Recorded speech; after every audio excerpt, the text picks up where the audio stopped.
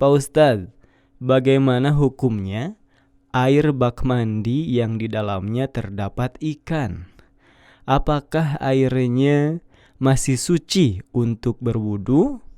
Terima kasih. Demikian Ustadz, silakan. Bismillah, wassalatu wassalamu ala rasulillah wa ala alihi wa sahbihi wa man wala. Pendengar yang budiman, perlu diketahui sebelumnya bahwa ikan dan kotorannya tidaklah najis karena kaidah yang berlaku dalam madhab Hambali dan Malikiyah bahwa air kencing dan kotoran binatang mengikuti hukum dagingnya. Jika dagingnya halal boleh dimakan, maka air kencing dan kotorannya tidak najis. Begitu pula sebaliknya.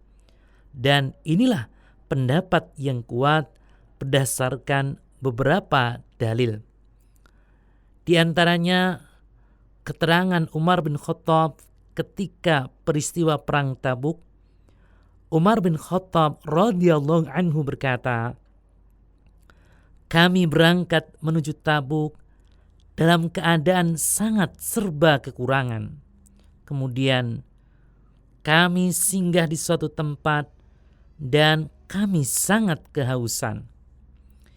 Hingga kami menyangka leher kami akan putus. Hingga ada orang yang menyembelih ontanya. Lalu dia memeras kotorannya dan meminumnya, sementara sisa perasannya ditaruh di atas perutnya. Hadis riwayat Baihaqi dalam Sunan Al-Kubra.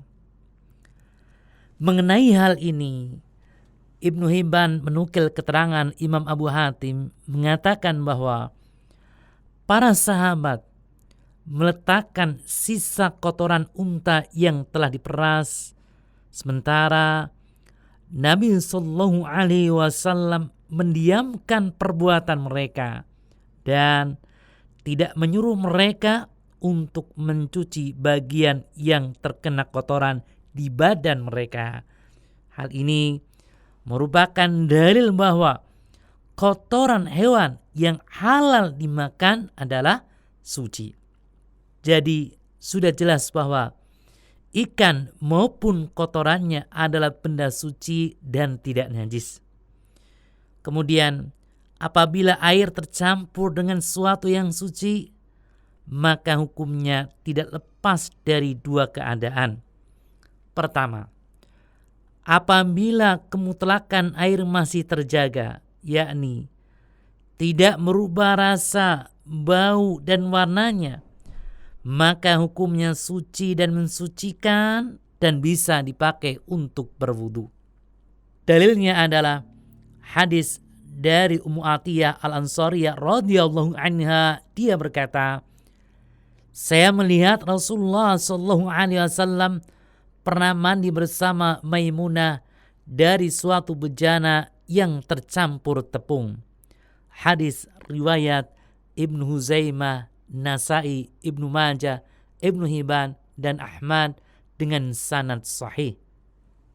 Dalam hadis tersebut terdapat campuran antara air dengan tepung. Tetapi campuran tidak sampai menyebabkan hilangnya kemutlakan air.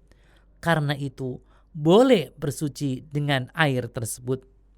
Kemudian yang kedua, apabila kemutlakan air tidak terjaga, seperti airnya berubah warna, berbau amis dan sebagainya, maka hukumnya suci tapi tidak mensucikan.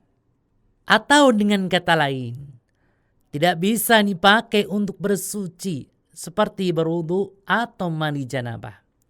Hal ini sebagaimana diterangkan oleh Said Sabiq dalam kitab Fiqh Sunnah. Wallahu a'lam.